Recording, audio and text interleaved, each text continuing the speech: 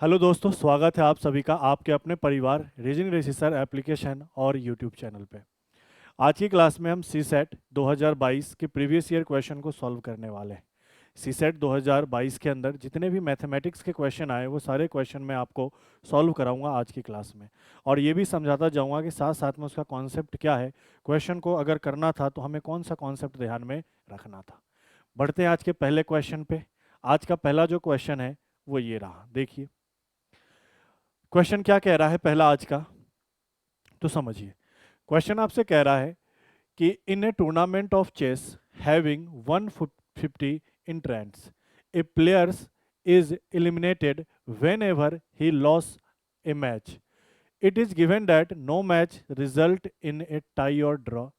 How many matches are played in the entire tournament? कहना ये चाह रहा है कि एक टूर्नामेंट में टोटल 150 प्रतियोगी हैं, ठीक है।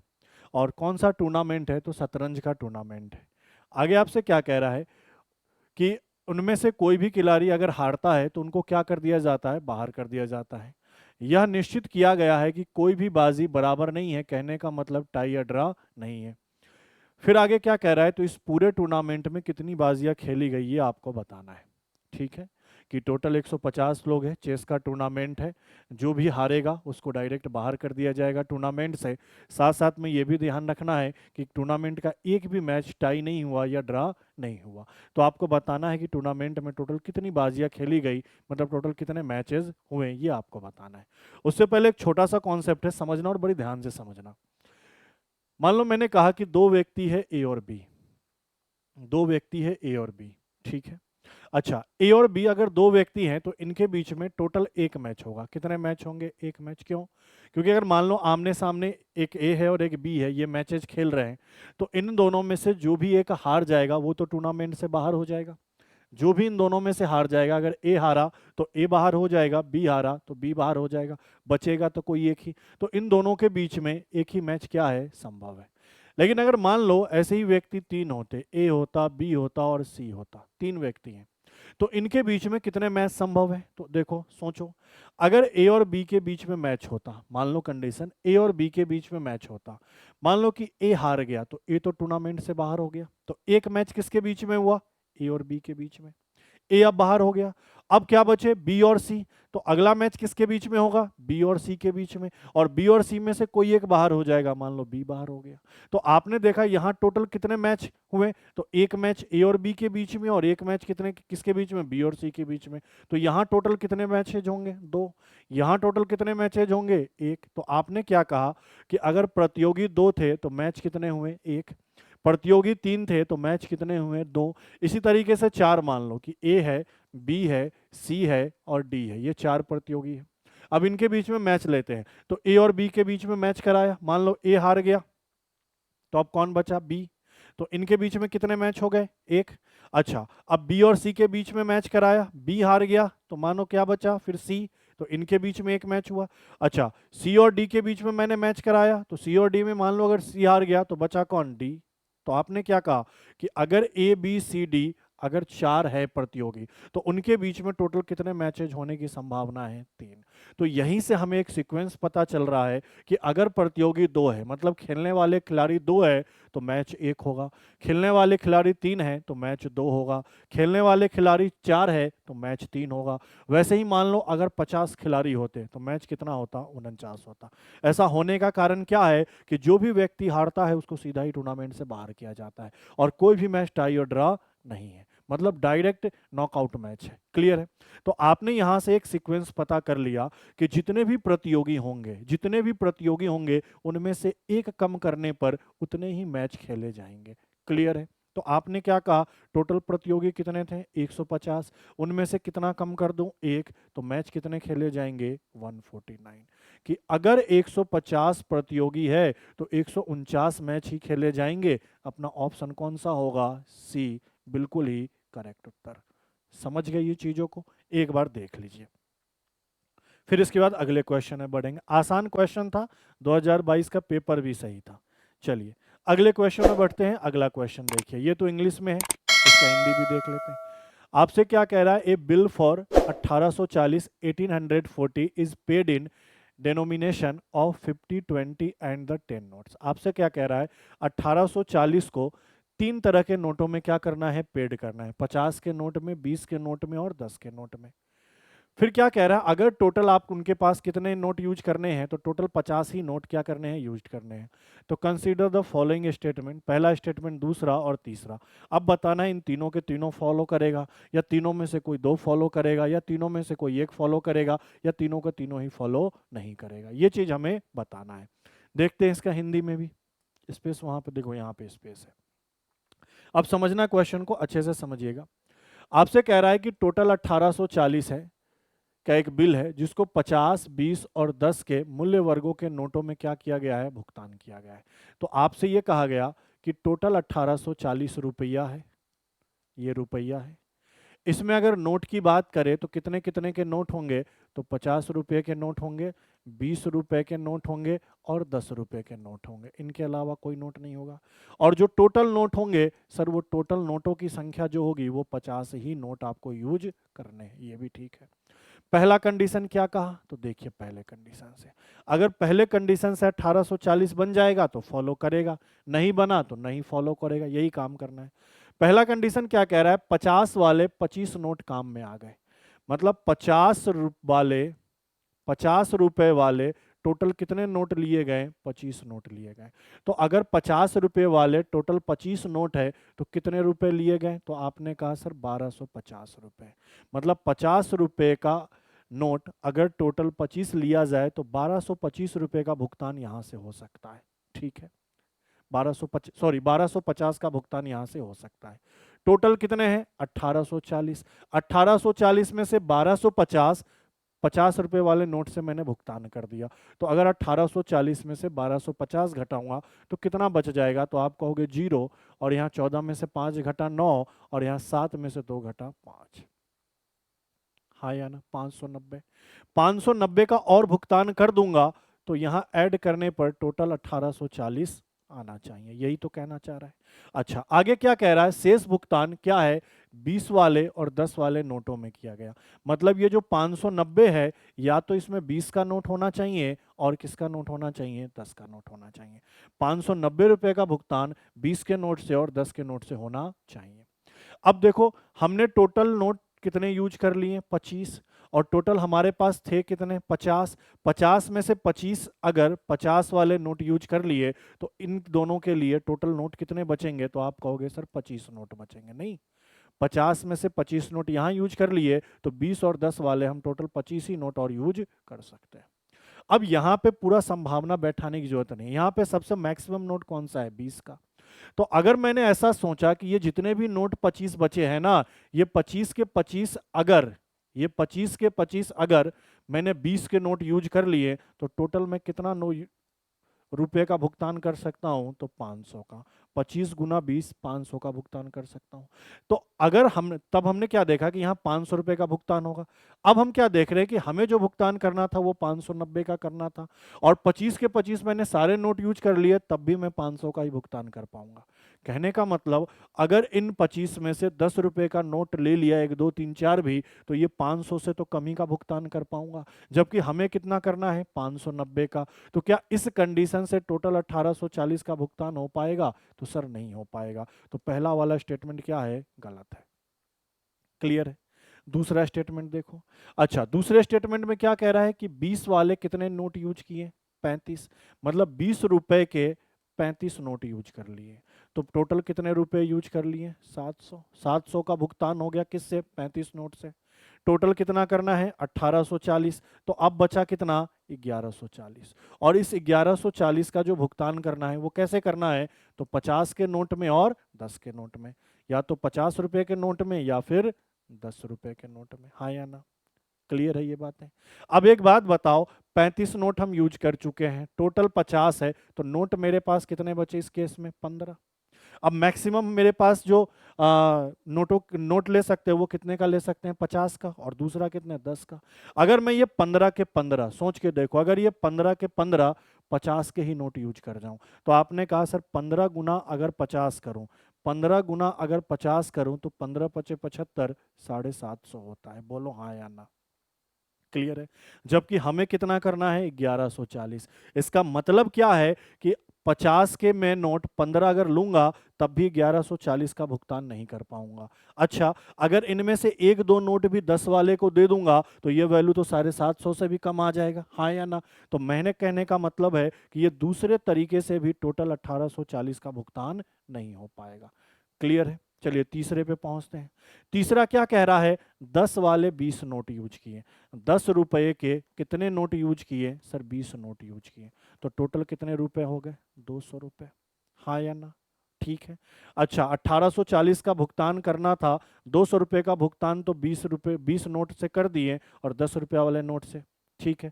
तो अब कितना बचा, तो आप कहोगे सर 1640 रुपया बचा। और इन 1640 रुपए का भुगतान कितने कितने के नोट में करने हैं, तो 50 रुपए के नोट में और 20 रुपए के नोट में। बोलो हाँ या ना। अच्छा, 20 नोट यहां यूज कर चुके हैं, तो अब इस केस में मेरे पास टोटल कितने नोट बचे हैं, 30। अब फिर वैसे ही सोचो, मैक्सिमम नोट कितने का है, 50 का। अच्छा, अगर 50 के नोट में 30 के 30 यूज कर पाऊं तो 50 गुना 30 टोटल में कितना कर पाऊंगा, 1500। और जबकि मुझे करना कितना है, 1640। समझ रहे हो, करना कितना है 1640, जबकि अभी तक मैंने 20 रुपए का एक भी नोट नहीं लिया है। अब सोच के देखो कि अगर एक दो नोट भी 20 रुपए के हिस्से चले जाए तो ये वैल्यू तो 1500 से भी क्या आएगा, कम। जबकि हमें क्या करना है 1640। तो क्या इस तरीके से भी 1840 का भुगतान हो पाएगा, तो सर भुगतान नहीं हो पाएगा। कहने का मतलब 1840 को 50, 20 और 10 रुपए के नोट में, टोटल 50 नोटों में अगर भुगतान करना है तो ये तीनों में से कोई भी तरीका काम में नहीं आएगा। ये पहले तरीके से भी 1840 का भुगतान नहीं हो पाएगा सर, ये दूसरे तरीके से भी नहीं हो पाएगा सर, ये तीसरे तरीके से भी नहीं हो पाएगा। तो हमारा आंसर क्या होगा, क्वेश्चन में कह रहा उपयुक्त कथनों में से कौन से सही नहीं है। तो भैया पहला भी सही नहीं है, दूसरा भी सही नहीं है, तीसरा भी नहीं है सही। तो अपना ऑप्शन क्या हो जाएगा, ऑप्शन नंबर डी। पहला, दूसरा, तीसरा, ये तीनों में से कोई भी क्या है, स्टेटमेंट सही नहीं है।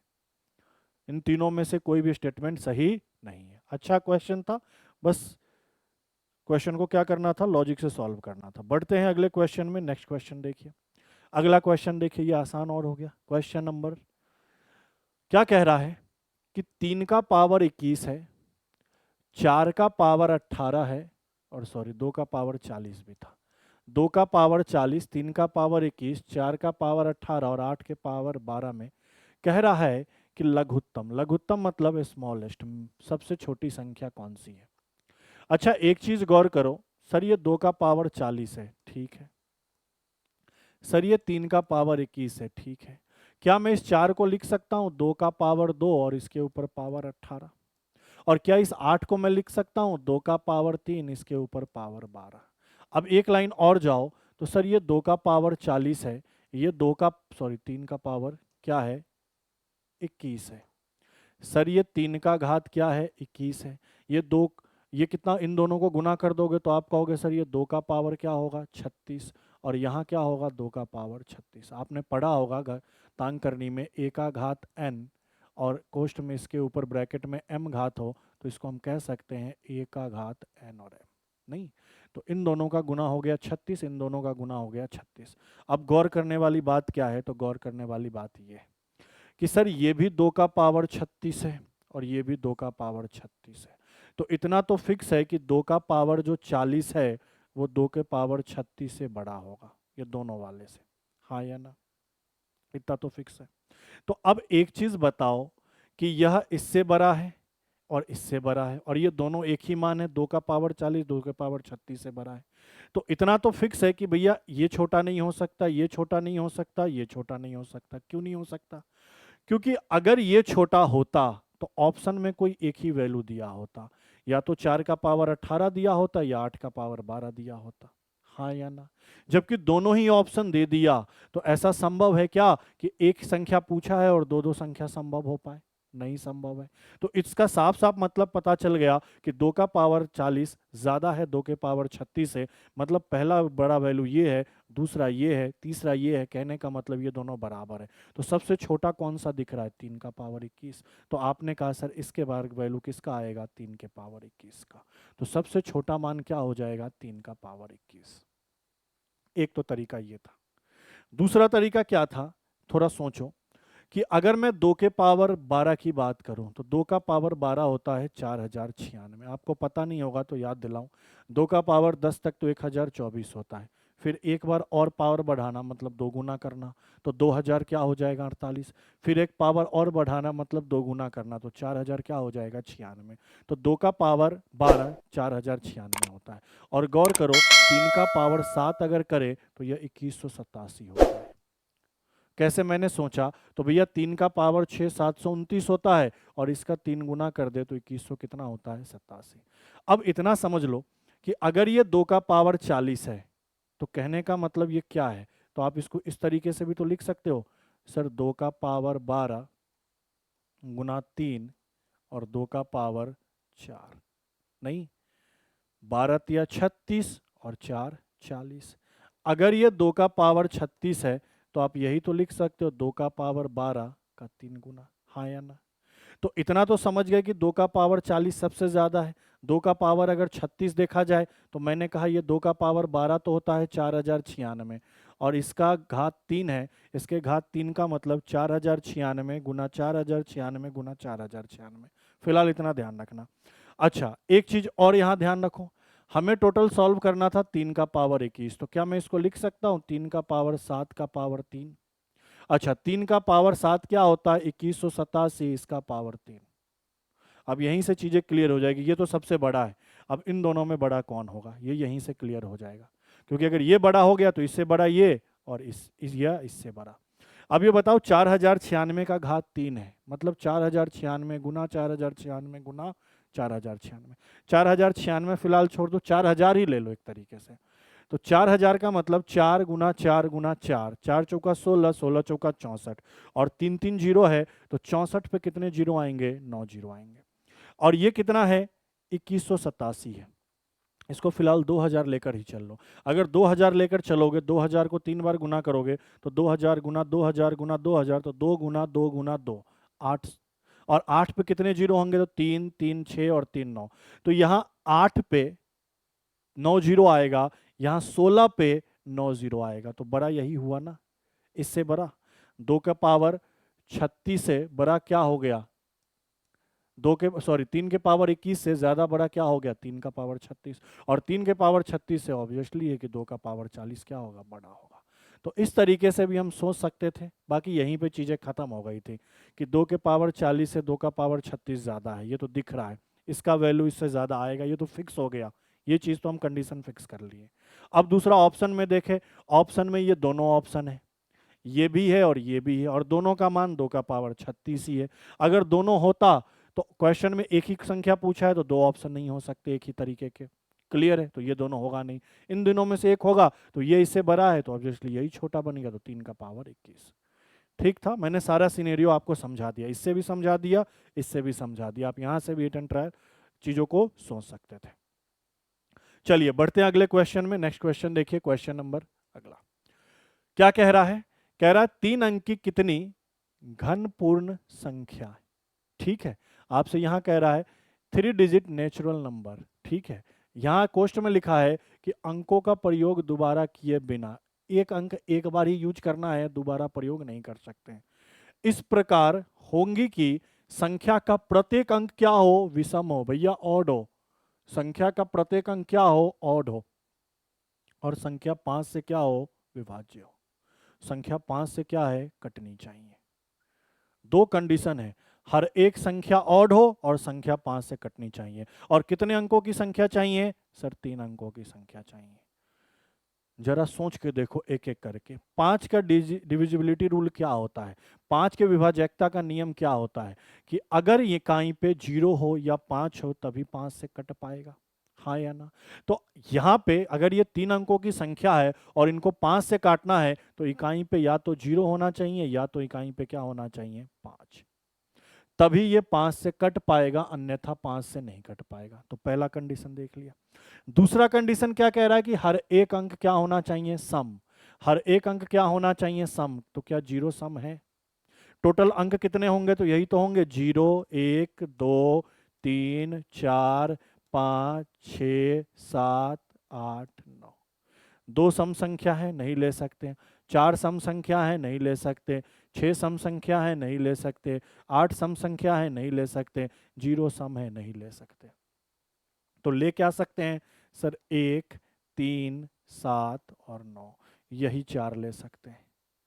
अच्छा, एक 5 भी तो ले सकते हैं, तो 5 तो मैंने ऑलरेडी रख दिया। तो कहने का मतलब ये वाली संभावना होगी नहीं, क्योंकि 0 आने का मतलब इकाई पे 5 से तो भाग लग जाएगा, लेकिन यहाँ 0 आने का मतलब क्या है कि यह 2 से कट जाएगा, और 2 से कट जाएगा मतलब ये क्या हो गया? सम संख्या हो गया। ठीक है या नहीं है? आपको 2 का डिविजिबिलिटी रूल पता होना चाहिए। इकाई पे या तो 2 हो, इकाई पे या तो 2 हो, या फिर 2 का पहाड़ा हो, इकाई की संख्या 2 हो या 2 से कट गई हो, या फिर क्या हो? 0 हो। तो 2 से वो संख्या कट जाती है। जैसे मान लो मैंने कहा कि यह कोई संख्या है, तो क्या ये 2 से कटेगा? बिल्कुल कट जाएगा, क्योंकि इकाई पे क्या है? 0 है। मान लो मैंने कहा यह संख्या है, ये 2 से कटेगा? बिल्कुल कट जाएगा, क्योंकि इकाई पे 2 है, 2 से कट जाएगा। मैंने कहा यह संख्या है, क्या ये 2 से कट जाएगा? बिल्कुल, क्योंकि इकाई पे 4 है, तो 4 2 से कटता है। तो 2 का डिविजिबिलिटी रूल ये कहता है कि सर इकाई पे 0 हो या 2 का मल्टीपल हो, 2 का मल्टीपल हो, 2, 4, 6, 8, 10 ऐसा हो। 5 का डिविजिबिलिटी रूल क्या कहता है? या तो इकाई पे 0 हो या फिर इकाई पे क्या हो? 5 हो। तो 0 तो हो नहीं सकता, क्योंकि 0 आते ही वो 2 से कट जाएगा, और 2 से कट जाएगा तो सम हो जाएगा। तो ये कंडीशन फॉलो नहीं कर सकता। तो एक यही पेयर बनेगा। अब चलो देखते हैं। इकाई पे तो 5 मैंने रख दिया। अब मेरे पास 4 अंक बचे, 1, 3, 7, 9। अब 1, 3, 7, 9 को यहाँ कितने तरीके से रखा जा सकता है, ये चीज चेक करना पड़ेगा। अब जरा सोच के देखो कि इन चारों में से कोई एक ही तो आएगा। मतलब इस स्थान पर 1, 3, 7, 9 इन चारों की संभावना हो सकती है। एक बार 1 रख सकते हैं, एक बार 3 रख सकते हैं, एक बार 7 रख सकते हैं, एक बार 9 रख सकते हैं। तो टोटल कितने तरीके से इसको अरेंज कर सकते हैं इस वाले स्थान को? 4 तरीके से। कितने तरीके से? 4 तरीके से। अच्छा, 4 में से कोई ना कोई एक नंबर तो रख लोगे। 4 में से कोई ना कोई, इन चारों में से कोई भी एक नंबर रख लोगे। जैसे मान लो तुमने 1 रख लिया, तो बाकी तो 3 ही बचेंगे ना, 3 ही में से तो यहाँ रखोगे। तो यहाँ कितने तरीके से अरेंज कर सकते हो? 3 तरीके से। और यहाँ 5 तुमने लिखा है, यहाँ 5 तुमने लिखा है, तो भैया यहाँ तो एक ही तरीके से अरेंज कर पाओगे ना। तो इनको गुना मैंने कर दिया, 4 गुना 3 गुना 1 इक्वल टू 12। मतलब 12 तरीके से रखा जा सकता है। कितने तरीके से? 12 तरीके से। हमसे यही तो पूछा कि इस प्रकार होंगी कि संख्या का प्रत्येक अंक विषम हो और संख्या 5 से क्या हो? विभाज्य हो। तो 3 अंकों की ऐसी कितनी संख्याएं होंगी? तो 3 अंकों की ऐसी टोटल 12 संख्याएं होंगी। एक तो तरीका ये था। दूसरा, आप अंक रख के ही देख चेक कर लो। आप इतना तो समझ गए कि 3 अंकों की संख्या है तो लास्ट में 5 होगा, 5 से विभाजकता के लिए 5 होगा। चलो एक बार 1, 3 रख लो, एक बार 3, 1 रख लो, 2 संख्या ये हो गई, 5 तो होगा ही होगा। चलो एक बार 7, 9 रख लो, एक बार 9, 7 रख लो, ये हो गया। 5 तो होगा ही, क्लियर है। एक बार 1, 9 रख लो और एक बार 9, 1 रख लो, हाँ या ना? 5 तो होगा ही। एक बार 3, 7 रख लो और एक बार 7, 3 रख लो, बोलो हाँ या ना? क्लियर है। 5 तो होगा ही कहीं पे, एक बार 1, 7 रख लो, एक बार 7, 1 रख लो, हाँ या ना? 5 तो होगा ही कहीं पे, एक बार 3, 9 रख लो और एक बार 9, 3 रख लो। ऐसे भी सोच सकते हो, देखो 1, 2, 3, 4, 5, 6, 7, 8, 9, 10, 11, 12, अभी भी 12 संख्या ऐसी संभव है। क्लियर है? चीजें समझ में आ रही है? अच्छा क्वेश्चन है, आसान क्वेश्चन। और ये थोड़ा अरेंजमेंट टाइप का था। आपने पीएनसी पढ़ा है ना कि भैया एक नंबर यहाँ फिक्स हो गया, अब ये 4 नंबर है, 4 नंबर को यहाँ कितने तरीके से लिखा जाता है? 4 तरीके से। यहाँ 1 आएगा, 3 आएगा, 7 आएगा, 9 आएगा, तो 4 तरीके का अरेंजमेंट। अब इन चारों में से कोई ना कोई एक तो यहाँ आ जाएगा, तो अब कितने बचे? 3, तो यहाँ 3, और यहाँ 5 ही रख सकते तो एक ही तरीके से अरेंजमेंट, तो 4 तिया 12। आंसर क्या होगा? 12 तरीके से 3 अंकों की संख्या, 12 तरीके की 3 अंकों की संख्या हो सकती है। चलिए अगले क्वेश्चन में बढ़ते हैं। नेक्स्ट क्वेश्चन देखिए क्या कह रहा है। नीचे दिए गए प्रश्न और दोनों कथनों पर क्या करिए? विचार करिए। विचार क्या करना है? क्या x पूर्णांक है? एक चीज ध्यान रखना, बहुत बच्चे यहाँ कंफ्यूजन हो जाते, क्या x पूर्णांक है?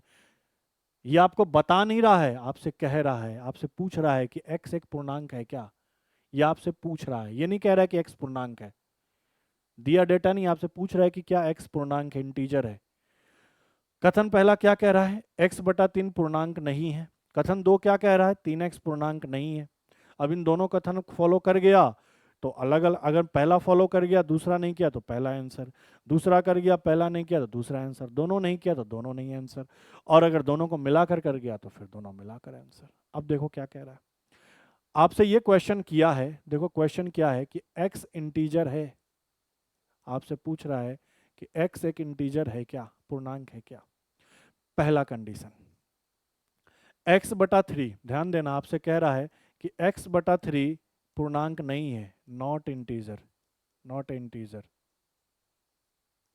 ठीक है। अब सॉल्व कैसे करोगे, तो देखो अगर मान लो मैंने x का मान 2 लिया, सुनना मेरी बात को, x का मान मैंने 2 लिया, पूर्णांक समझते हो ना, पूर्णांक जैसे 2 3 4 5 6 7, दशमलव में नहीं, 2.4 2.5 इसकी बात नहीं कर रहा हूं, ठीक है। तो x का मान मैंने 2 लिया, तो आपने कहा सर ये 2 क्या है, तो सर इंटीजर है। सोच के देखो, तो अगर मैंने x का मान 2 लिया, 2 एक इंटीजर है, तो x बटा 3 का मान क्या होगा, तो आप कहोगे सर 2 बटा 3, और 2 बटा 3 क्या है, तो सर एक नन इंटीजर है, ये इंटीजर नहीं है, ये पूर्णांक नहीं है। दूसरा, अगर मैंने x का मान 2 बटा 3 लिया, x का मान मैंने क्या लिया, 2 बटा 3, और 2 बटा 3 क्या है, नन इंटीजर है। सोच के देखो, तो x बटा 3 का मान क्या होगा, तो आप कहोगे सर 2 बटा 3 और इसके बटा में 3, इसको सॉल्व करने का मतलब 2 बटा 3 गुना 3, कहने का मतलब 2 बटा 9, और 2 बटा 9 क्या है, नन इंटीजर है। यहां तक पहले समझ लो, अब समझना एक एक करके कि हमसे क्या कहा है कि x एक इंटीजर है, इस पर विचार कीजिए जब x बटा 3 इंटीजर नहीं है। तो मुझे यहाँ पे समझना आप कि जब मैंने x को इंटीजर लिया तब भी, जब मैंने x को इंटीजर लिया तब भी x बटा 3 नन इंटीजर आया, और जब मैंने x को नन इंटीजर लिया तब भी x बटा 3 नन इंटीजर आया। मतलब कहने का मतलब ये है कि ये दोनों अगर नन इंटीजर है तो ऐसा जरूरी नहीं है कि x इंटीजर ही हो, x नन इंटीजर भी हो सकता है। समझ रहे हो मेरी बात को, बहुत अच्छे से समझा रहा हूं कि अगर ये दोनों नन इंटीजर हैं या x बाई 3 एक नन इंटीजर है, तो x इंटीजर भी हो सकता है और x नन इंटीजर भी हो सकता है। जबकि हमसे क्या कहा है कि x एक पूर्णांक है, ऐसा संभव है नहीं, इंटीजर भी हो सकता है और नन इंटीजर भी। मतलब पहला कथन क्या है, गलत है। पहले कथन से ये नहीं कहीं साबित होता है कि x इंटीजर ही होगा, x नन इंटीजर भी हो सकता है। क्लियर है ये बातें। अब दूसरे कथन पे चलते हैं, दूसरा कथन यहां देखते हैं क्या कह रहा है, 3x एक इंटीजर है, फिर वही चीज ले लो, देखो मैंने x का मान 2 लिया, तो आप कहोगे सर 3x का मान क्या होगा, 6। सोच के देखो, x मैंने इंटीजर लिया तो 3x भी क्या आया, इंटीजर आया। दूसरा केस, अगर मान लो x को मैं नन इंटीजर ले लूं, 1/3 नन इंटीजर लिया, तो 3x का मान क्या होगा, तो आप कहोगे 3 गुना 1/3, कहने का मतलब 1, और ये क्या है, एक इंटीजर है। अब सुनना मेरी बात को कि अगर x मैंने इंटीजर लिया तो 3x एक इंटीजर है, ये बात तो चलो ठीक हो गया, लेकिन जब मैंने x नन इंटीजर लिया तब भी तो ये इंटीजर हो गया। तो ऐसा जरूरी थोड़ी है कि ये इंटीजर होगा तभी ये इंटीजर होगा, ये नन इंटीजर होगा तब भी ये इंटीजर हो जाएगा। तो ये भी कथन क्या है, गलत है। दोनों ही कथन क्या है, गलत है। दोनों में से कोई का कोई कथन क्या है, सही नहीं है।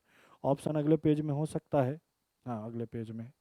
तो आपका क्या आएगा, कथन 1 कथन 2 दोनों का उत्तर देने के लिए पर्याप्त नहीं। अच्छा एक चीज और, इन दोनों को आप मिक्स भी कर लोगे ना, इन दोनों को मिक्स भी कर लो, पहले और दूसरे को, तब भी ये कंक्लूजन नहीं निकल सकता कि भैया ये चीजें आगे की x एक इंटीजर है, ऐसा नहीं निकल पाएगा। तो अपना सही आंसर क्या होगा कि कथन 1 और कथन 2 दोनों का प्रयोग करके उत्तर देना पर्याप्त नहीं है। सही ऑप्शन होगा ऑप्शन नंबर डी। ये चीज समझ गए, ये समझने की चीजें थी, एक बार देख लीजिए, बहुत अच्छी चीजें समझाई मैंने आपको। बच्चे यहाँ कंफ्यूज बहुत हो जाते हैं, क्या कहना चाह रहा है नहीं कहना चाह रहा है। कहना बस ये चाह रहा था कि x/3 नन इंटीजर है, ठीक है, अगर ये नन इंटीजर है तो x इंटीजर भी हो सकता है, और ये नन इंटीजर है तो x नन इंटीजर भी हो सकता है। जबकि हमसे कहा है कि सिर्फ इंटीजर पे आप तर्क वितर्क करिए, तो नहीं, ऐसा नहीं हो सकता, इंटीजर नन इंटीजर दोनों हो सकता है। यहाँ पे कह रहा है कि 3x एक इंटीजर है, चलिए 3x एक इंटीजर है, तो क्या x इंटीजर होगा तभी 3x इंटीजर होगा, या 3x इंटीजर होगा तभी x इंटीजर होगा, नहीं। अगर ये इंटीजर है तो ये भी इंटीजर, ये इंटीजर तो ये भी इंटीजर, लेकिन इस केस में ये अगर इंटीजर है तो x नन इंटीजर भी हो सकता है, और हमें यही कहना है कि भैया x एक इंटीजर होना चाहिए, ये साबित करना था। ठीक है, तो दोनों ही कथन क्या है, गलत है। बढ़ते हैं अगले क्वेश्चन पे। नेक्स्ट क्वेश्चन देखिए, अच्छा क्वेश्चन है, लल्लू सा क्वेश्चन है ये तो, बहुत आसान क्वेश्चन है। क्या कह रहा है, एक वस्तु की कीमत 25% की वृद्धि हो गई, वस्तु की कीमत में 25% की क्या हो गई, वृद्धि।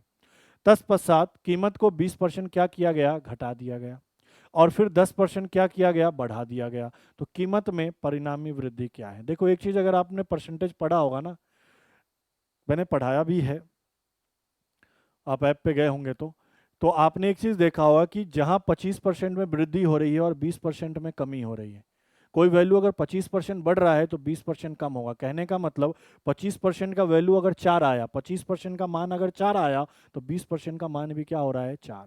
मतलब जितना बढ़ रहा है उतना कम हो रहा है, मतलब ये 25 और ये 20 आपस में कैंसिल हो सकता है। पर ये चीज़ फिलहाल आपको पता नहीं है, तो आप पूरे मेथड से करेंगे। मैं होता तो मैं कहता ये 25% से बढ़ रहा है, 20% से घट रहा है, तो ये दोनों कैंसिल हो गया आपस में। जितना बढ़ा उतना ही घट गया, 4 बढ़ा 4 घट गया, घट के क्या हो गया, 0। तो फिर 10% से ही होता, 10% बढ़ रहा है तो 10 से क्या हो गया, 110। तो कितने की वृद्धि हो गई, 10 की। सीधा ऑप्शन पर टिक लगाता 10। पर आपको करवाता हूं पूरा। कह रहा है 25% बढ़ा, 20% घटा, और फिर 10% बढ़ा। इसका फ्रैक्शन वैल्यू होता है 1/4, इसका फ्रैक्शन वैल्यू होता है 1/5, और इसका 1/10। बढ़ रहा है मतलब जोड़ना है, घट रहा है मतलब घटाना है, बढ़ रहा है मतलब जोड़ना है। कहने का मतलब पहले प्राइस 4 था, 1 बढ़कर 5 हो गया। दूसरे केस में प्राइस 5 था, 1 घटकर 4 हो गया। मैंने कहा था ना, जितना बढ़ा उतना ही घटा। देखो 1 बढ़ा तो 1 घटा। फिर क्या कह रहा है, तीसरे केस में 10 से क्या हो गया, 11 हो गया। अब इनको गुना ना करो, आमने सामने कट सकता है, ये 5 से 5 कट गया, ये 4 से 4 कट गया, तो ये फाइनली 10 और 11 ही है। तो कितने की वृद्धि हुई, तो आपने कहा सर 1 की वृद्धि। कितने में, 10 में। गुना किसका, 100 का। सर ये 0 0 कटा, तो 10% का क्या होगा, इंक्रीमेंट। तो ऑप्शन अपना क्या होगा, 10%। देख लीजिए। और मैंने ये चीज़ कहा, अगर परसेंटेज को आपने तरीके से पढ़ा होता तो आपको पता 20% बढ़ना, 25% की वृद्धि और 20% की कमी, मतलब दोनों कैंसिल। तो सिंपल 10% बढ़ा, 100 में 10 बढ़ा तो 10% की वृद्धि। चलिए आगे बढ़ते हैं अगले क्वेश्चन में। देखो अगला क्वेश्चन अच्छा क्वेश्चन है। क्या कह रहा है समझिएगा। कह रहा है वर्ण ए बी सी डी और ई, 5 वर्ण है। कौन कौन से हैं सर, ए है, बी है, सी है, डी है और ई है। ए बी सी डी देख के रीजनिंग मत समझ लेना। क्या कह रहा, इस तरह व्यवस्थित किए गए हैं कि ए और ई के बीच यथा तथ्य 2 वर्ण हैं। यथा तथ्य का मतलब एग्जैक्टली। कहने का मतलब ये है कि मैं ऐसे नहीं कह सकता कि ए और ई ले लिया और इसके बीच में 2 वर्ण तो होंगे होंगे नहीं। एग्जैक्टली का मतलब कि सिर्फ 2 ही होने चाहिए, 3 नहीं होने चाहिए। क्लियर है। तो यहाँ यही चीज कहना चाह रहा है कि ए और ई के बीच में यथा तथ्य 2 वर्ण है, 2 ही आपके वर्ण होने चाहिए एग्जैक्टली। तो इस तरह कितनी व्यवस्थाएं संभव है, ये भी पीएनसी हो गया एक तरीके से। तो देखो टोटल कितने प्लेस हैं, 1 2 3 4 5, 2 केस बनेंगे, 1 2 3 4 5। मैं ए को यहाँ रखता हूँ तो 2 छोड़कर ई को यहाँ रख सकता हूँ, या अगर ई को यहाँ रखता हूँ तो 2 छोड़कर ए को यहाँ रख सकता हूँ। हाँ या ना। ए ई के बीच में 2, या ई ए के बीच में 2। हाँ या ना। दूसरा क्या हो सकता है, अगर ए को यहाँ रख सकता हूं तो ई को यहाँ, तभी 2 आएंगे, या ई को यहाँ रखूं तो ए को यहाँ, तभी 2 आएंगे। बोलो हाँ या ना। क्लियर है यहाँ तक बात है। तो एक चीज बताओ, सिर्फ ए और ई को ही, सुनना मेरी बात को अच्छे से, सिर्फ ए और ई को ही बैठाने के कितने तरीके हो गए, 2। ये ए ई एक तरीका और ई ए एक तरीका, 2। यहां भी ए और ई को बैठाने के कितने तरीके हो गए, 2। ए ई या ई ए। सिर्फ ए और ई को ही बैठा रहे हैं। चलो ए और ई बैठ गया, बैठ गया। अब क्या बचा, बी सी और डी। अब सोच के देखो, एक एक करके चलो, ये काम हो गया, ये काम हो गया। यहां पे इस वाले प्लेस पे मैं बी को भी बैठा सकता हूं, सी को भी बैठा सकता हूं और डी को भी बैठा सकता हूं। मतलब टोटल कितने बैठा सकता हूं, 3 वर्ण बैठा सकता हूं। ठीक है। 3 में से कोई भी एक बैठ गया होगा यहां। मान लो बी बैठ गया होगा, एक बार के लिए बी बैठा दिया यहां, तो अब क्या बचेगा, सी और डी। तो इस वाले प्लेस पे सी और डी ही बैठ सकते हैं, इसके अलावा कोई नहीं बैठ सकता। मतलब यहां 2 चॉइस हो सकते हैं, या तो सी या तो डी। अब इन दोनों में से कोई एक बैठ गया होगा, मान लो कि सी बैठ गया है, तो अब बचा क्या, डी। तो यहाँ डी इकलौता अलग बैठेगा। तो आपने कहा कि ए और ई के दो संभावना, यहाँ कितने संभावनाएं, 3, यहाँ कितनी, 2, और यहाँ कितनी, 1। तो आपने कहा सर 12 तो ये हो गए, इस कंडीशन से 12। सेम आ जाओ, ए और ई के दो कंडीशन हो गए। अब बताओ यहाँ मान लो तुमको बैठाना है, तो हमारे पास बी सी डी बच रहा है, या तो बी या तो सी या तो डी, यही तीन तो बैठ सकते हैं। इनमें से कोई एक बैठ गया तो यहाँ 2 ही बैठेगा, सी नहीं तो डी, और इनमें से कोई एक बैठ गया तो यहाँ एक ही बैठेगा। तो आपने कहा कि ए और ई के लिए 2, और यहाँ ये कितना, 3, फिर कितना 2, फिर कितना 1, तो ये भी 12। केस नंबर फर्स्ट से कितने कंडीशन, 12। केस नंबर सेकेंड से कितने, 12, और 12 + 12 टोटल कितने, 24 तरीके से दो ए और ए के बीच में दो वर्ण बैठाए जा सकते हैं। सही उत्तर क्या होगा, option number C. I hope समझ गए होंगे। कुछ इसी तरीके का 2023 में भी क्वेश्चन पूछा था, याद होगा आपको, टास्क वाला, जिसमें भी मैंने 2 केस बनाया था, बड़े अच्छे से समझाया था आपको। नहीं देखा वीडियो तो देखो अभी जाके वापस, यूट्यूब पे होगा, पार्ट 3 में डाला होगा। उसमें मैंने समझाया था ना टास्क का, ये टास्क एक पी और क्यू को नहीं दे सकते हैं, टास्क 2 आर या एस को दे सकते हैं, इस तरह कंडीशन था, कुछ ऐसा ही था, पर वहाँ 2 ही टास्क की चर्चा कर रहा था। चलिए बढ़ते हैं अगले क्वेश्चन में। नेक्स्ट क्वेश्चन देखिए, देखिए सही क्वेश्चन है। क्या कह रहा है, ए बी सी 3 स्थान इस प्रकार है कि ए से बी के लिए कितने भिन्न रास्ते हैं, 3 रास्ते हैं। बी से सी के लिए 4 भिन्न रास्ते हैं, और ए से सी के लिए 3 भिन्न रास्ते हैं। इन रास्तों का प्रयोग करके कोई व्यक्ति कितने भिन्न मार्गों से ए से सी तक जा सकता है, ये बताना है। अरे ये तो बहुत ही हल्का क्वेश्चन हो गया। ए से बी कितने रास्ते हैं सर, 3। बी से सी सर कितने रास्ते हैं, 4। ठीक है, हाँ ठीक है। और ए से सी सर कितने रास्ते हैं, 3। अब बताओ इसमें क्या करना है। ए से बी 3, बी से सी 4, तो ए से सी कितना, तो 4 तिया 12, हाँ या ना। और ए से सी डायरेक्ट जाने के लिए कितने रास्ते, 3 और रास्ते, तो 12 और 3 15, टोटल 15। Option number C. ये तो इजी क्वेश्चन था। ऑप्शन नंबर सी क्या होगा, बिल्कुल ही करेक्ट उत्तर। ऑप्शन नंबर सी क्या होगा, बिल्कुल ही सही उत्तर। समझ गए ना कि 3 रास्ते यहाँ से यहाँ, 4 रास्ते यहाँ से यहाँ, हाँ या ना। तो बताओ ए से बी, बी से सी कनेक्टिंग है ना भैया, क्या है, कनेक्टिंग है। तो सीधी सी बात बताओ, ये यहाँ से 3, ये यहाँ से 4, तो 4 तिया कितना, 12, और ए से सी के लिए डायरेक्ट 3 रास्ते, तो 12 और 3 15। बढ़े आगे, ठीक है। अच्छा ये कन्फ्यूजन थोड़ी हो रहा है कि सर इसको गुना कैसे कर दिया। अरे भैया लॉजिक भी तो तुम समझो कि मान लो कि ये 3 रास्ते A1 A2 A3 है, और ये B1 B2 B3 B4 है। सोच के देखो, तो पहले A1 B1 A1 B2, ठीक है, A1 B3 A1 B4, 4 रास्ते। फिर A2 B1 A2 B2 A2 B3 A2 और B4, 4 रास्ते। फिर A3 B1 A3 B2 A3 B4 A3 और सॉरी B3 और A3 और B4, होता नहीं, तो 4 4 4 8 12 हो गए, 4 4 8 और 4 12 ऐसे। तो कंफ्यूज मत हो, मैंने पूरा लॉजिक ही आपको यहाँ समझा दिया, वो आई होप समझ गए होंगे। नहीं तो कमेंट कर दीजिएगा लॉजिक का, अगर ना समझ में आए तो। क्या कह रहा है, ए के पास कुछ सिक्के हैं। अच्छा भैया सिक्के वाले हैं क्या, वह उनमें से आधे सिक्के में 2 और सिक्के मिलाकर, अच्छा ए के पास जितना सिक्का है ना, उसमें 2 सिक्का, उसमें से आधे सिक्के में, मतलब मान लो ए के पास अगर 20 सिक्का होगा तो उसका आधा करके 2 जोड़ दो, इस तरह से कहना चाह रहा है। मिलाकर किसको दे देता है, बी को। फिर बी के पास जितना है, बी उनमें से आधे को सिक्के में 2 और मिलाकर किसको देता है, सी को। मान लो बी के पास 40 है, तो उसका आधा करके फिर 2 जोड़ के सी को दे दिया। फिर कह रहा है सी उनमें से आधे सिक्के में 2 और सिक्के मिलाकर डी को दे देता है। सी के पास जितना है उसका आधा करके 2 जोड़ के डी को दे दिया। डी के पास अब जितने सिक्के हैं वह 2 अंकों की लघुत्तम संख्या है। ये है पॉइंट इसमें, 2 अंकों की क्या है, लघुत्तम संख्या है। लघुत्तम मतलब सबसे छोटी, तो 2 अंकों की सबसे छोटी संख्या 10 ही होती है। बोलो ये आपको पता है या नहीं पता है, ये इंपॉर्टेंट चीज़ है। और 2 अंकों की सबसे बड़ी संख्या 99 होती है, ये तो आपको पता होगा। तो डी का मान 10 दिया हुआ है, कहने का मतलब। आगे क्या कह रहा है, शुरुआत में ए के पास कितने सिक्के थे। अब देखो हमें लास्ट का वैल्यू पता है, डी का पता है, तो हम काम करते हैं, पहले डी से सी जाते हैं, सी से बी पहुंचेंगे और बी से ए पहुंच जाएंगे उल्टे क्रम में। अब जरा सोच के देखो, सी से डी कैसे हुआ, ये 10 कैसे बना होगा, जितना भी होगा उसका आधा किया होगा।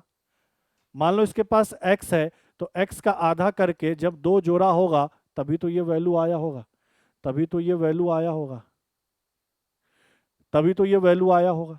तो कहने का मतलब अगर c का मान मुझे निकालना है, c का मान मुझे निकालना है, तो पहले इसमें से 2 कम करो और फिर इस 2 का गुना कर दो, बस यही काम करना है। तो लीजिए, इसमें से 2 कम किया 8 और 2 गुना 16। बी का मान निकालना है, सेम प्रोसेस, इसमें से 2 कम किया 14 और 14 का 2 गुना 28। इसमें से 2 कम किया 26 और 26 का 2 गुना 52। ए के पास कितने सिक्के हैं, 52। समझ गए मेरे तरीके को, मैंने क्या समझाया, जो भी होगा उसका आधा करके 2 किया होगा तभी डी के पास गया होगा।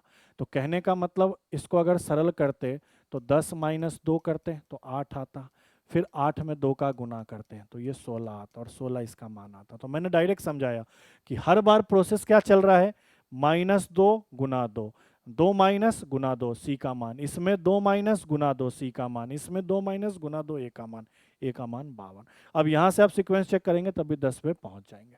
सही उत्तर क्या होगा, 52, बिल्कुल ही करेक्ट आंसर। चलिए नेक्स्ट क्वेश्चन पे बढ़ते हैं। नेक्स्ट क्वेश्चन देखिए, अच्छा क्वेश्चन है। क्या कह रहा है, चलिए इसका हिंदी भी होगा, हाँ देखिए हिंदी है। क्या कह रहा है, 5 मित्र पी क्यू एक्स वाई और जेड ने कुछ नोटबुक खरीदी, संगत सूचनाएं नीचे दी गई है। ये 5 मित्र है P Q X Y Z, इन्होंने कुछ नोटबुक खरीदी है, इनकी सूचना नीचे दी गई है। क्या क्या दी गई है, पहला सूचना ये है कि एक्स ने जितनी नोटबुक खरीदी उससे 8 अधिक नोटबुक जेड ने खरीदी।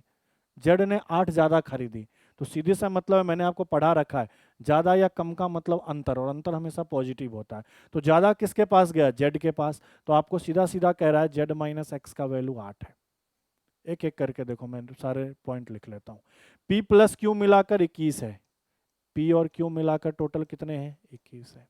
फिर तीसरा क्या कह रहा है, कह रहा पी ने जितनी नोटबुक खरीदी उससे 5 कम किसने खरीदी, क्यू ने, क्यू ने 5 कम खरीदी, मतलब क्यू क्या है, कम है। तो आप क्या कहोगे, सर पी माइनस क्यू का वैल्यू 5 दिया है। अगले पॉइंट में आ जाओ, चौथे में। चौथा क्या कह रहा है, एक्स और वाई ने मिलकर कितने खरीदी, 28। अच्छा, पांचवा क्या कह रहा है, तो पांचवा कह रहा है एक्स ने जितनी नोटबुक खरीदी उससे 5 अधिक नोटबुक किसने खरीदी, पी ने 5 ज्यादा खरीदा, मतलब पी का वैल्यू ज्यादा है, तो पी माइनस एक्स का वैल्यू क्या है, 5। समझ गए, मेरे लिए ज्यादा कम का मतलब अंतर ही होता है, और बस अंतर पॉजिटिव होना चाहिए, ये होता है। ठीक है ये चीजें। अब यहां से बतानी, अगर प्रत्येक नोटबुक 40 रुपए का है तो सभी नोटबुक की कुल लागत क्या है, टोटल लागत क्या है। तो पहले तो पता तो चले कि ये सब मिलाकर टोटल कितने नोटबुक खरीदते, पी क्यू आर क्या है, P Q X Y Z. चलो एक चीज देखते हैं, अगर मुझे ये चीज पता चल गया, चलो एक एक चीज करके गौर गौर से पढ़ते हैं। अगर x plus Y plus Z plus P plus Q, इनको मिलाकर पता चल गया कि कितने नोटबुक इन्होंने खरीदे, तो काम बन जाएगा। गौर करो, x प्लस वाई का दे ही रखा है कि 28 नोटबुक खरीदे, P प्लस क्यू का दे रखा है कितने नोटबुक खरीदते हैं, 21।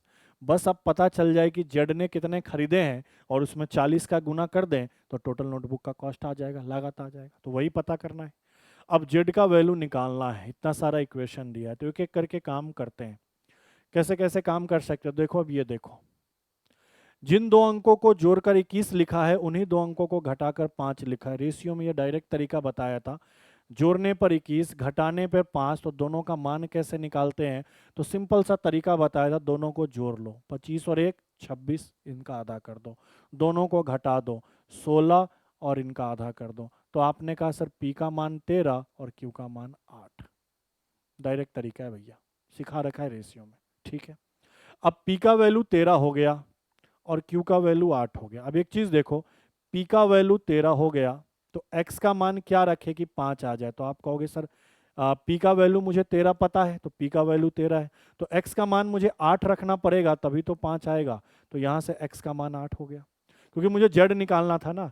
अच्छा, अगर एक्स का मान 8 है, अगर x का मान 8 है तो z 16 रखना पड़ेगा, तभी तो ये 8 आएगा। मतलब z का वैल्यू मुझे 16, z का वैल्यू चाहिए था, जो कि मैंने 16 निकाल लिया। तो z का मान कितना है? 16। अब इनको टोटल करिए तो ये 49 हो जाएगा। 28 और 21 49, और 16 कितना? 65। और एक नोटबुक का दाम कितना है? 40। तो आपने कहा 65 का 4 गुना 260, 2600 रुपये टोटल नोटबुक की क्या है? लागत है। ऑप्शन नंबर ए क्या है? बिल्कुल ही करेक्ट आंसर। देख लीजिए, अच्छा है, मैंने बहुत शॉर्टकट में अपना सब कुछ करवा दिया तरीके से, एकदम सिस्टम से, कि भैया कैसे कैसे वैल्यू आप डायरेक्ट देख सकते थे। सबको सॉल्व नहीं करना था। एक्स प्लस वाई का वैल्यू 28 दिया था, पी प्लस क्यू का वैल्यू 16 दिया था, जेड का बस नाम निकालना था, निकाल दिया, और टोटल करके 40 का गुना। बढ़ते हैं अगले क्वेश्चन में। नेक्स्ट क्वेश्चन देखिए। नेक्स्ट क्वेश्चन क्या कह रहा है? एक व्यक्ति एक्स कुछ कल में 6 बच्चे A B C D E F में बांटना चाहता है।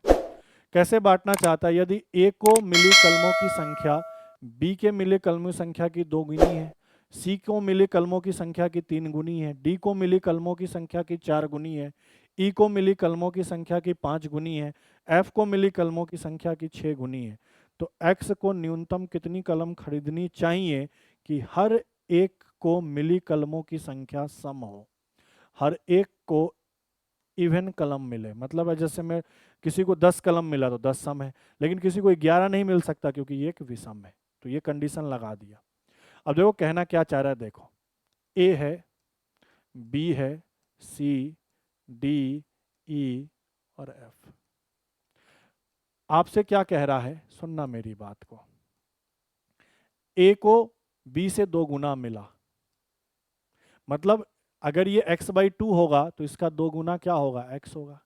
ए को सी से 3 गुना मिला, तो अगर ये x बाई 3 होगा तो इसका 3 गुना x होगा। अच्छा, डी को ए को डी से 4 गुना मिला, तो ये x बाई 4 होगा, तभी तो 4 गुना करके x हो जाएगा, हाँ या ना। ए को ई से 5 गुना मिला, तो अगर ये x बाई 5 होगा तो x बाई 5 में 5 का गुना करूंगा तो x मिल जाएगा, कहने का मतलब ये मिल जाएगा।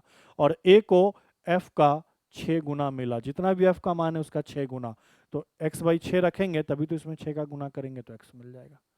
ये चीज कहना चाह रहा था। अब देखो इसको सॉल्व करने का तरीका क्या होता है, ध्यान से देखना और अच्छे से देखना। इसके नीचे क्या है? कुछ नहीं तो 1, इसके नीचे 2, ये कितना 3, ये कितना 4, ये कितना 5 और ये कितना 6। तो आपके पास क्या है? 2, 3, 4, 5, 6। इनका आप एलसीएम लीजिए। एलसीएम होता ही ये है कि वह छोटी से छोटी संख्या, वह छोटी से छोटी संख्या जो दिए हुए प्रत्येक मान से कट जाए।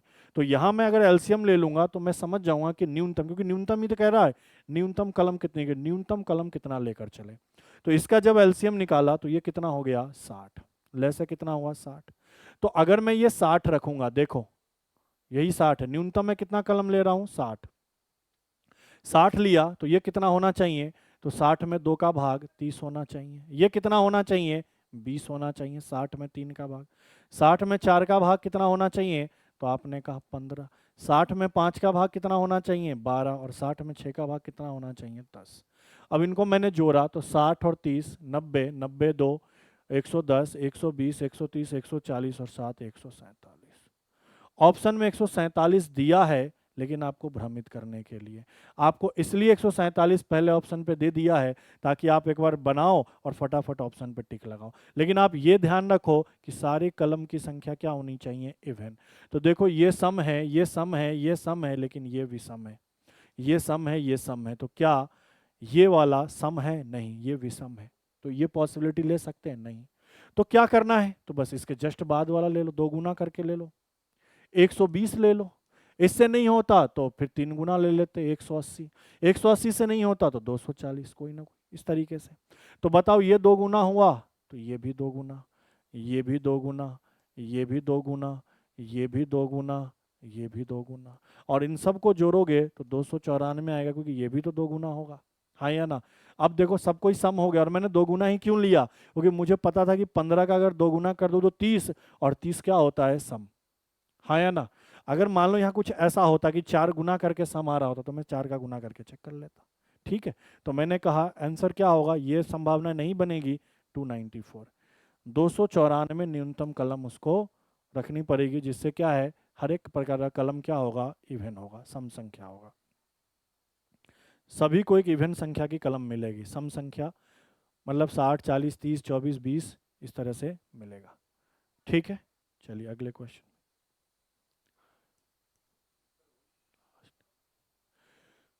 ये देखो क्वेश्चन क्या कह रहा है कि 24 पुरुष और 12 महिलाएं एक काम को 30 दिन में पूरा करती है। आपसे कह रहा है कि 24 मेल है और 12 ओमेन है, कितने दिन में पूरा करती है, 30 दिन में। तो आपको बताना है कि 12 मेल और 24 फीमेल, कहने का मतलब महिला, ओमेन कितने दिन में करेगी। अब देखो ऐसे क्वेश्चन को सॉल्व तो नहीं कर पाएंगे। क्यों नहीं सॉल्व कर पाएंगे?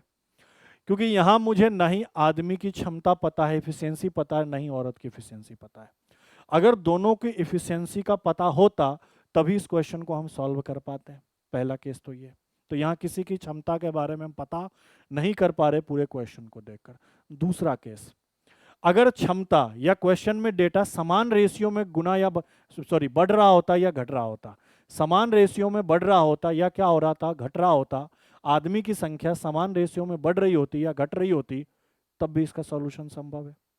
अगर ये दोनों में से दोनों केस नहीं है तो इनका सॉल्यूशन संभव नहीं है। अब एक चीज देखो, ये 24 है, ये 12 है, तो ये तो आधा हो गया, और ये 12 है, ये 24 है, ये दो गुना हो गया। हाँ या ना? तो बताओ समान रेशियो में संख्या बढ़ रही है या घट रही है? नहीं, ये आधा हो रहा है, ये दो गुना हो रहा है। मान लो इन केस अगर ये 24 दूना 48 होता, ये 12 दूना 24 होता, तब हल संभव था। मान लो ये 24 का आधा 12 होता और ये 12 का आधा 6 होता, तब हल क्या था, संभव था। मैं ये कहना चाह रहा हूँ कि पहला केस, दोनों का एफिशिएंसी पता होना चाहिए, मेल फीमेल का एफिशिएंसी पता करने के लिए डेटा होना चाहिए, तब ऐसा क्वेश्चन सॉल्व होगा। ठीक है। दूसरा केस कि इनका जो चेंज आना चाहिए, इनके संख्या में जो चेंज आना चाहिए वो समान रेशियो में आना चाहिए। या तो दोनों जगह दो दो का गुना होना चाहिए, या दोनों जगह दो दो का भाग होना चाहिए, या दोनों जगह तीन तीन का गुना होना चाहिए, दोनों जगह तीन तीन का भाग होना, समान रेशियो में चेंज आना चाहिए, तब सॉल्यूशन संभव है। यहाँ ऐसा भी नहीं हो रहा, ना ही एफिशिएंसी का पता है और न ही यहाँ आधा हो रहा है, यहाँ दो गुना हो रहा है, समान रेशियो में बढ़ घट भी नहीं रहा है। तो भैया यहाँ क्या होगा, डी। डेटा पर्याप्त है, डेटा इतना नहीं है कि इस क्वेश्चन का क्या किया जा सके, सॉल्यूशन किया जा सके। ये देखिए अगला क्वेश्चन। नेक्स्ट क्वेश्चन क्या कह रहा है कि 91, 92, 93, 94, 95, 96, 97, 98, 99 को 1261 से भाग देने पर शेषफल क्या आएगा, रिमाइंडर क्या आएगा। अब इनको गुना करने मत बैठ जाना। सबसे पहले एक चीज देखो कि 1261 किस किस का फैक्टर हो सकता है, तो 13 गुना 97। मैंने 13 से काटा, 13 से 126 में भाग लाया, 13 नमा 117, कितना बच जाएगा, 126 में से 17 घटेगा, 9 और 1 91, 13 7 91, मतलब 1261 को लिख सकते हैं 13 गुना 97।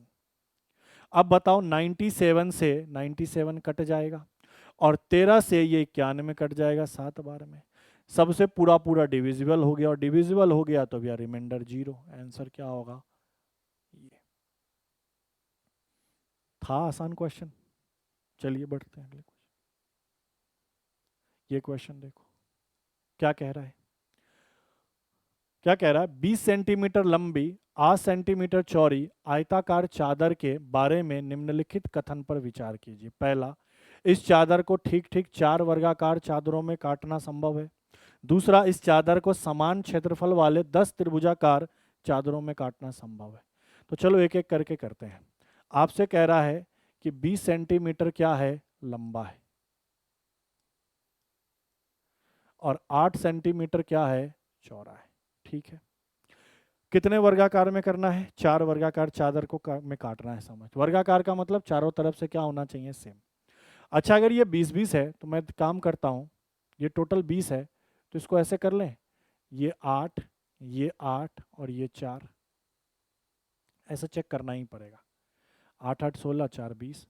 अच्छा, ये पूरा तो 8 ही है, तो एक तो ये बन सकता है, हाँ या ना?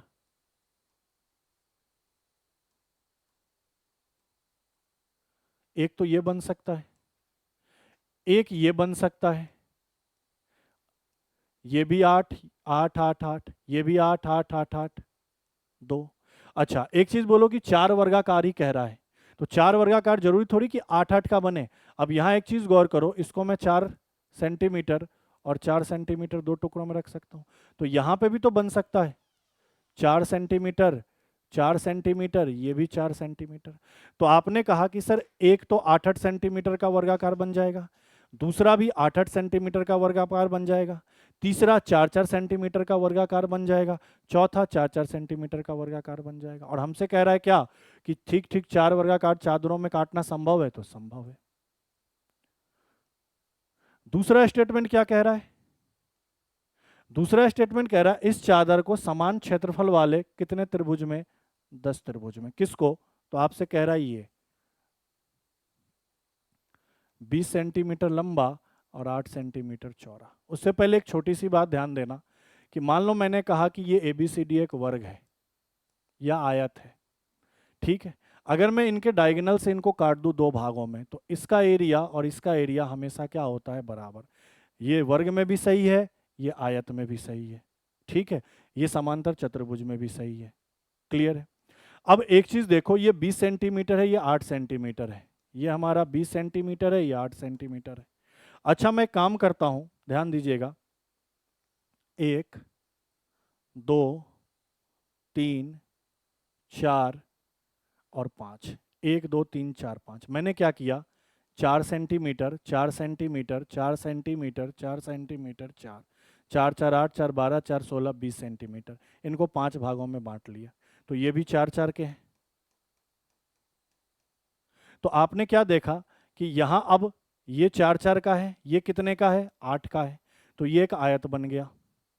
सेम इसी पोर्शन का एक ये बन गया, ये पांचों सेम सेम के बन गए, सेम सेम कट के बन गए ये। अब एक चीज आपको पता है कि अगर आयत है, अगर इसको हम एक डायगोनल से काट दें तो ये दो त्रिभुज में बटेगा, और दो त्रिभुज में बटेगा तो इन दोनों का एरिया क्या होगा? सेम होगा। तो आपने कहा कि 1 2, यहाँ पे कितने?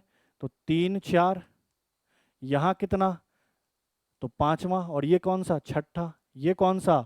7वां, ये कौन सा? 8वां, ये कौन सा? 9वां, और ये कौन सा? 10वां। क्या 10 त्रिभुज बन सकते हैं? तो बिल्कुल इनसे बन सकते हैं। आपसे यही तो कह रहा था, इस चादर को समान क्षेत्रफल वाले 10 त्रिभुजाकार चादरों में काटना संभव है। तो आपने कहा हाँ सर, 10 त्रिभुजाकार क्षेत्रफल त्रिभुज वाले क्षेत्रफल में काटना क्या है? संभव है। तो दूसरा स्टेटमेंट भी अपना क्या है? सही है। तो इसके अनुसार पहला भी सही है, दूसरा भी सही है, तो अपना आंसर क्या होगा? ऑप्शन नंबर सी, पहला और दूसरा दोनों दोनों क्या है? संभव है। अच्छा क्वेश्चन था। तो आज की क्लास यहीं पे समाप्त करते हैं, इसके आगे के क्वेश्चन को अगली क्लास में देखेंगे। मिलते हैं आपसे अगली क्लास में। आज के लिए इतना ही। Thank you.